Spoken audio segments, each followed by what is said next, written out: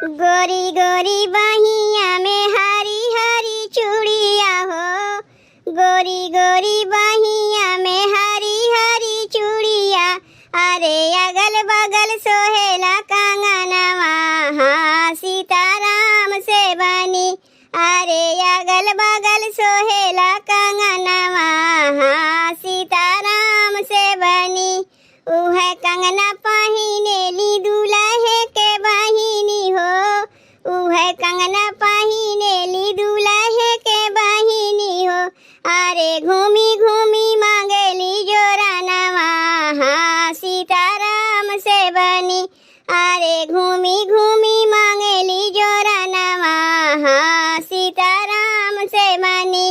गोरी गोरी बहिया में हरी हरी चूड़िया हो। गोरी गोरी बहिया में हरी हरी चूड़िया। अरे अगल बगल सोहेला कंगनवा, हाँ सीताराम से बनी। अरे अगल बगल सोहेला कंगनवा, हाँ सीताराम से बनी। अपनी महलिया से बोले ले हमार भैया। अपनी महलिया से बोले ले हमार भैया। अरे आवा तो के देई हम जोरानवा, हाँ सीताराम से बनी। अरे आवा तो के देई हम जोरानवा, हाँ सीताराम से बनी। उह जोरनवा गोरिया सगुन करी है हो। उह जोरनवा गोरिया सगुन करी है।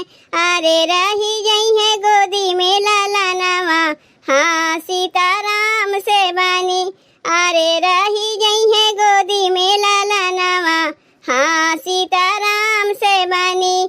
गोरी गोरी बहिया में हरी हरी चूड़िया हो। गोरी गोरी बहिया में हरी हरी चूड़िया। अरे अगल बगल सोहेला कंगनवा, हाँ सीताराम से बनी। अरे अगल बगल सोहेला कंगनवा, हाँ सीताराम से बनी। उह कंगना पहिनेली समाधि के बहिनी हो। उह कंगना पहिनेली समाधि के बहिनी। अरे घूमी घूमी मांगेली जोरानवा, हाँ सीताराम से बनी। अरे घूमी घूमी मांगेली जोरानवा, हाँ सीताराम से बनी। अपनी महलिया से बोले ले हमार चाचा। अपनी महलिया से बोले ले हमार चाचा।